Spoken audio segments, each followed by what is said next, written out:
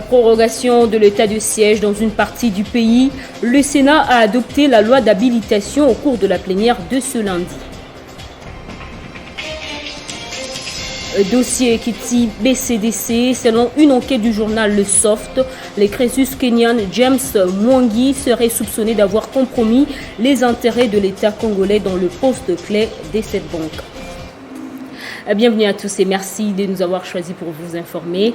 Prorogation de l'état de siège dans une partie du pays. Le Sénat a adopté la loi d'habilitation au cours de la plénière marathon de ce lundi.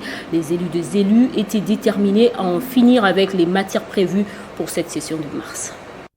Pour le projet de loi d'habilitation du gouvernement, sur 109 membres qui composent le Sénat, 94 membres ont pris part au vote.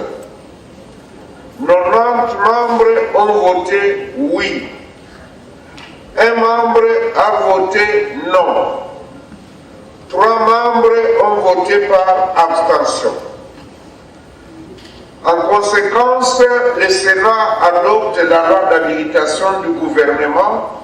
Elle sera immédiatement transmise à l'Assemblée nationale en seconde lecture. Les sénateurs ont examiné et adopté article par article cet projet de loi portant ratification des accords et de la loi portant habilitation du gouvernement. Cette dernière permettra au gouvernement de proroger chaque fois quand il y a besoin l'état des sièges décrété dans une partie du territoire national. Le ministre des Finances et celui du numérique ainsi que le vice-premier ministre en charge des affaires étrangères venus présenter la loi d'habilitation ont chacun donné aux sénateurs des explications sur ces lois adoptées en première lecture pour la loi d'habilitation du gouvernement et en seconde lecture pour les autres.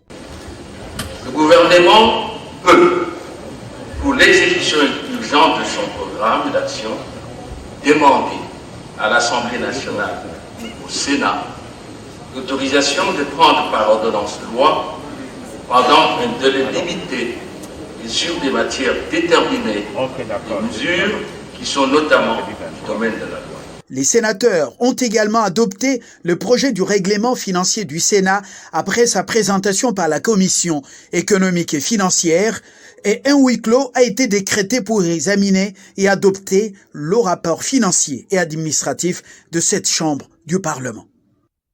Dossier Ekiti BCDC, selon une enquête menée par le journal Le Soft et publiée ce lundi 14 juin, les Crésus kenyan James Mwangi est soupçonné d'avoir galvaudé les intérêts de l'État congolais, actionnaire notamment en chassant les mandataires congolais pour placer son président du conseil d'administration. L'État congolais réclame un nouveau tour de table. Comment James Mwangi dribble le Congo dans ce dossier? Suivez plutôt cette réflexion de la rédaction avec Jean-David Kilolo. Affaire fusion Ekiti Bank BCDC commence à faire jaser. 22 avril 2021, date de la coupure du ruban symbolique Ekiti Bank BCDC. Quelques mois après, des révélations commencent à sortir. Les cas du journal Soft qui évente le boa dans un article publié ce lundi 14 juin 2021. Tout commence par le constat du journal par l'omniprésence du Kenya dans plusieurs domaines de la République démocratique du Congo, où, avant l'élection du président Félix Antoine Tshisekedi Tshilombo à la tête du pays, le mariage de Genève rompu, c'est Nairobi qui se pointe en parrain du cash, jusqu'à amener Fachi où il est actuellement président de la République démocratique du Congo. Rédévable, s'interroge le Soft. Après son investiture, le président de la République démocratique du Congo se dirige d'abord à Luanda et à Nairobi. Coïncidence, se questionne le journal Le Soft, qui renchérit avec la présence de l'armée kenyane dans l'est du pays pour chasser les rebelles islamisés. Kinke Mulumba poursuit avec le dossier Ekiti Bank. Pour lui, Crésus Kenya James Mwangi, sous la main noire d'Arthur Malta Forest, serait en train de dribbler la République démocratique du Congo qui n'a fait que 4 milliards de dollars comme budget face à un géant kenyan qui n'a que 13 milliards. Le président Uhuru Kenyatta fera même le voyage de Kinshasa pour couper les rubans symboliques sans la présence du président Félix Antoine Tshisekedi Tshilombo. Pour lui, il y a anguille sous roche. Les softs, dans ses investigations, déclarent que James Mwangi vend l'absorption d'Equity Bank BCDC, mais fait le contraire. M. Mwangi aurait chassé le mandataire de l'État actionnaire et aurait placé son président du conseil d'administration.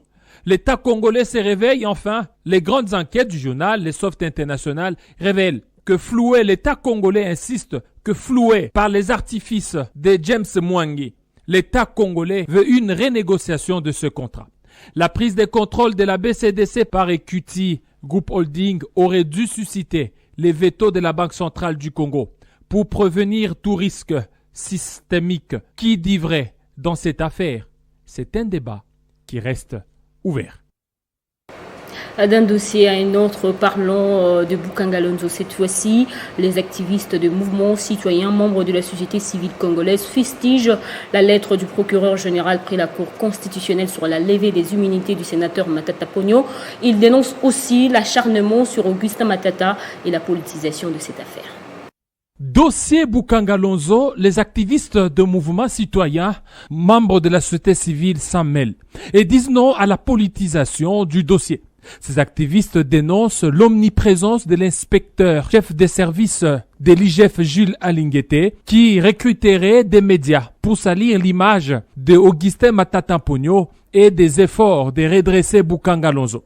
Pour ces activistes, les causes de la débâcle de ce projet seraient dues à une défaillance dans les fonctionnements du mécanisme de gouvernance, surtout du gouvernement congolais qui devrait aider le peuple à se nourrir avec des produits naturels congolais. Pourtant, ces projets initiés par Augustin Matata Ponyo pour mettre fin à l'insécurité alimentaire chronique et aiguë dont souffrent plus de 22 millions de Congolais. Face à l'acharnement juridico-politique dont serait victime Augustin Matata Ponyo, les activistes de droits de l'homme interpellent la conscience des sénateurs à prendre des bonnes décisions basées sur des faits réels et non des penchants politiques, alors que tout est bien clair sur des faits d'arrêt de ce projet dit Boukangalonzo. Les procureurs généraux près la Cour constitutionnelle poursuivent les activistes pro-démocratie ne peut pas se baser sur un rapport de l'IGF qui prouve des limites des vérités au risque de commettre une erreur juridique. Ainsi, les sénateurs devraient analyser objectivement les éléments à leur possession pour innocenter Augustin Matata Ponyo, concluent les activistes pro-démocratie. L'ancien ministre de la Santé, Teni Longondo, s'est rendu ce lundi à l'hôpital général de référence de Kinshasa, ex-Mamayemo, pour recevoir sa deuxième dose du vaccin AstraZeneca dans le cadre de la lutte contre la troisième vague du Covid-19. Il était le premier Congolais à se faire vacciner contre le Covid-19 au mois d'avril dernier, à l'issue de la cérémonie du lancement officiel de la campagne de vaccination contre cette pandémie meurtrière aux cliniques universitaires de Kinshasa. Ici, nous sommes à l'hôpital général de référence ex-Mamayemo.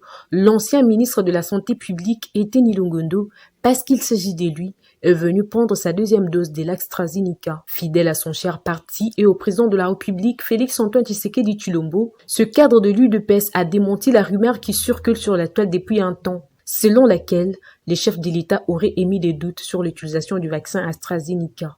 Il a par ailleurs invité les Congolais à ne pas céder aux manipulations des uns et des autres. Je me sens très bien, d'autant plus que, comme je le disais quand j'étais encore ministre, que le vaccin apporte beaucoup plus de bénéfices que de risques.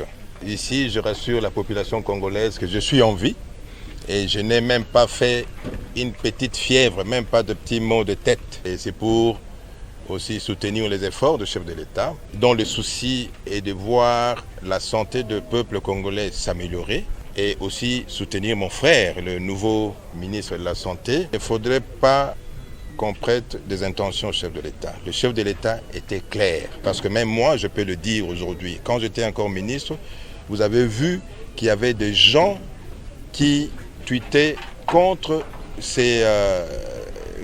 AstraZeneca.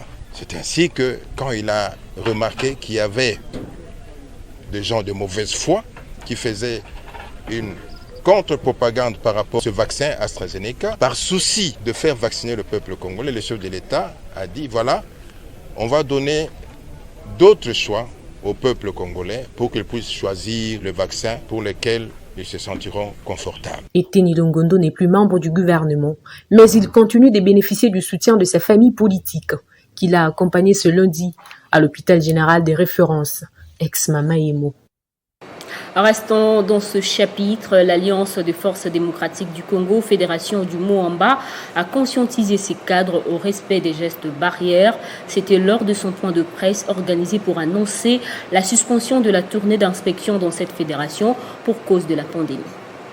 Au cours de ce point de presse, le président fédéral de l'Alliance des forces démocratiques du Congo du district de Moamba, Guy Richard Malongo, dit TGV, a révélé aux membres de ce parti politique la raison de l'interruption de sa série d'inspections dans le reste de quartiers de ce district, qui est due à la présence de la troisième vague de Covid-19 afin de limiter la propagation de cette pandémie. En tant qu'un parti exemplaire et modèle, nous nous sommes pliés. Pour dire c'est bon, nous sommes allés jusqu'à la 11e étape et il nous restait 4 étapes pour terminer et affronter le 10 juillet. On nous a dit qu'il faut observer. La troisième vague est dangereuse. Guy Richard Malongo en a profité pour sensibiliser les cadres et militants de l'AFDC sur le respect des gestes barrières. Nous avons sensibilisé pour renforcer les mesures barrières, notamment le port de masques, les désinfectants, la distanciation et tous ces corollaires.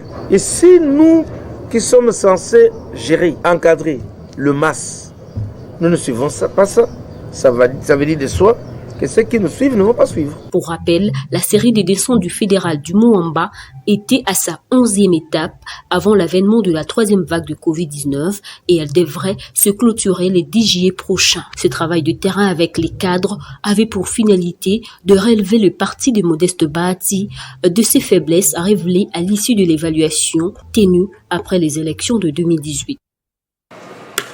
Après son élection le 2 mai dernier, le nouveau comité du Forum national de la jeunesse, dirigé par Patrick Katengo, a été investi pour un mandat de 3 ans. Le nouveau président promet de tout faire pour accompagner les institutions et relever aussi les défis de la jeunesse congolaise.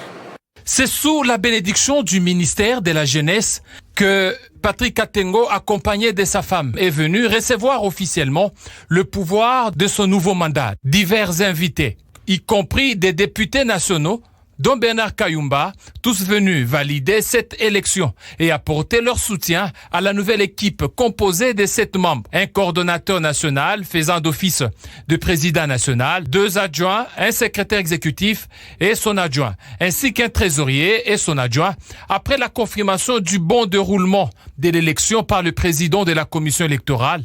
La lecture de PV, le président nouvellement élu s'est exprimé prônant l'unité de la jeunesse et la priorité quant aux défis à relever. Vous êtes sans ignorer que notre pays tend vers les élections générales de 2023. Il est temps que nous puissions jouer le rôle qui est le nôtre, de sensibiliser nos congénères à vite s'intéresser à la politique pour que nous puissions dans les jours à venir remplir les milieux de décision dans notre pays.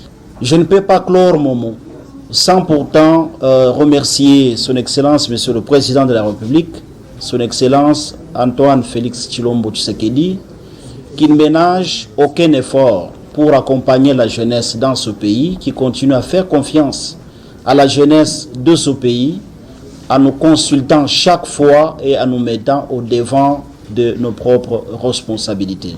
Représentant le ministre de la Jeunesse, à mission, le directeur, chef des services à l'administration de la jeunesse, a appelé le nouveau bureau du FNJ à travailler avec abnégation avant de l'investir. Au terme de la cérémonie, les PV ont été signés puis remis officiellement à Patrick Katengo, signe de la remise de pouvoir qui lui reviennent en tant que président national du Forum national de la jeunesse. En guise d'encouragement pour leur élection, des diplômes de mérite ont été remis à chacun de 7 membres du nouveau bureau. Des photos des familles ont sanctionné cette cérémonie et les jeunes, ensemble comme un seul, ont tout chanté en faveur du président Félix Tshisekedi qui a fêté son anniversaire. Un mois après son lancement, la pétition au sujet de la suppression des institutions budgétivores, dont le Sénat, le CENSA et le Conseil économique social, a été déposée ce lundi à la Chambre basse du Parlement par les membres du FP 2023, conduit par son initiateur, Steve Mbikaï.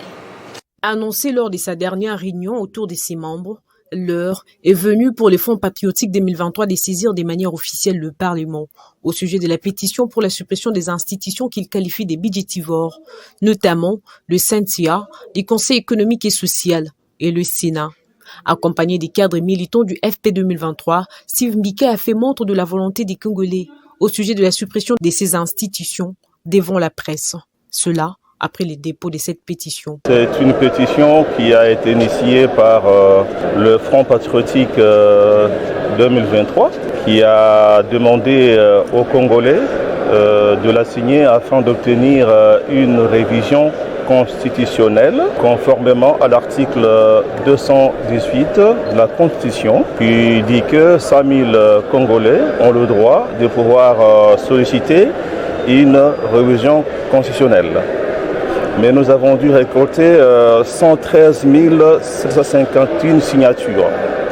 Donc il y a plus de 100 000 Congolais qui demandent qu'on puisse réviser la Constitution pour pouvoir supprimer le Sénat, le CENSA, le Conseil économique et social. Nous avons le CESAC, la Commission des droits de l'homme, pour que ces budgets-là soient affectés au social de la population. L'initiative du fondateur du FP 2023 ne vise pas seulement la suppression des institutions budgétivores, mais aussi la nomination par le chef de l'État Félix-Antoine Tshisekedi Tshilombo de gouverneur. Nous demandons aussi que les gouverneurs soient nommés par le chef de l'État et qu'ils soient non originaires afin de combattre le tribalisme et les élans sécessionnistes de certains compatriotes. Steve Mbikaï reste déterminé jusqu'à obtenir gain de cause et l'avenir nous en dira plus.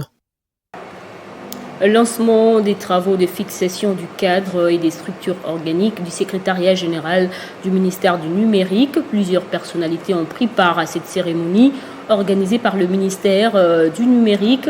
Le ministre de la fonction publique, Jean-Pierre Liaou, était sur place. Un ministère jamais existé en République démocratique du Congo et qui apporte plusieurs innovations dans le domaine de la communication et du numérique pour permettre au pays d'être à la page de l'évolution technologique. Étant nouveau, ce ministère a besoin des animateurs munis d'une compétence pour répondre aux attentes du pays et surtout à la vision du chef de l'État, Félix-Antoine Tshisekedi Tshilombo. Nous sommes dans la salle des réunions du collège Boboto dans la commune de la Gombe. Ici, la présence du ministre du numérique, le professeur Eberande Kolongele, c'est pour lancer les travaux qui consistent à définir le cadre et des structures organiques du secrétariat général du ministère du numérique. Eh bien, le numérique au jour d'aujourd'hui, assis sur l'innovation technologique, est devenu une nouvelle manière de vivre. La modernité des États aujourd'hui s'apprécie également à l'aune de sa capacité de se doter de l'instrument du numérique. Plusieurs personnalités ont pris part à ces assises, notamment le vice-premier ministre de la fonction publique, Jean-Pierre Liaou, qui était venu soutenir l'initiative du professeur Eberande Kolongele, dont l'expérience du numérique doit apporter les innovations à travers les animateurs de ces structures pour le développement de la RDC.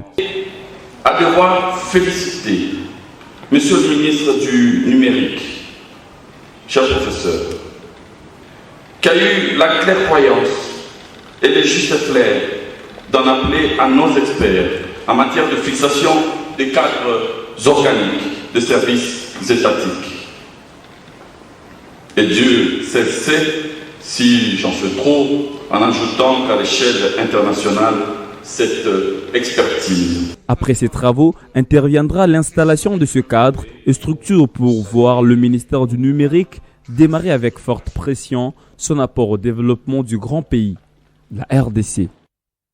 Rendons-nous à présent dans la province du Haut-Katanga où l'ancienne ministre du Travail, Emploi et Prévoyance sociale, Néné Ilunga Nkoulou, a regagné Lubumbashi via l'aéroport de la Loano après une longue période d'absence au pays. Sa formation politique, l'FBC, dont elle est initiatrice, lui a spontanément réservé un bel accueil. C'était avant de livrer son message de mobilisation de troupes aux sympathisants qui étaient présents. Après plusieurs jours passés en dehors du pays, la ministre honoraire de Travail, Emploi et Prévoyance sociale, Dr Néné Ilunga Nkoulou, a regagné Lubumbashi le vendredi dernier. À cette occasion, les militants, cadres et sympathisants de sa famille politique, qui n'est autre que l'AFBC, lui ont réservé un accueil digne de son rang. Delphin Kikonka, président fédéral de l'AFBC du Haut-Katanga, a eu l'honneur de présenter sa note de marque devant l'assistance. Autorité morale wenu munachunga initiatrice wa famille munene ile tunaita AFBC. L'autorité morale et initiatrice de l'Alliance de force pour le bien-être de Congolais n'a pas manqué d'adresser ses vifs remerciements aux sympathisants de l'AFBC qui sont restés attachés à l'idéologie kabiliste.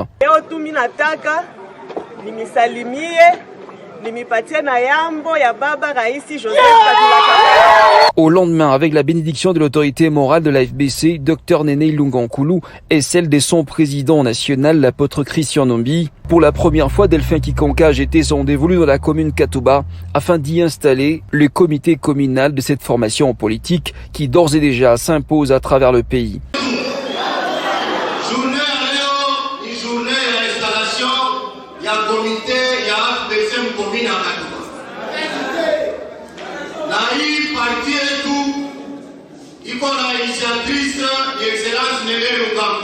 L'Alliance de force pour le bien-être s'évertue pendant ce temps à déployer dans un futur proche sa vision politique au bénéfice des Congolais. Place au rappel des titres. Prorogation de l'état de siège dans une partie du pays. Le Sénat a adopté la loi d'habilitation au cours de la plénière de ce lundi. Dossier Kiti BCDC, selon une enquête du journal Le Soft, les Crésus Kenyan James Mwangi serait soupçonné d'avoir compromis les intérêts de l'État congolais dans le poste clé de cette banque. Fin de cette édition, merci de votre fidélité à Télé 50. L'actualité continue sur notre site internet.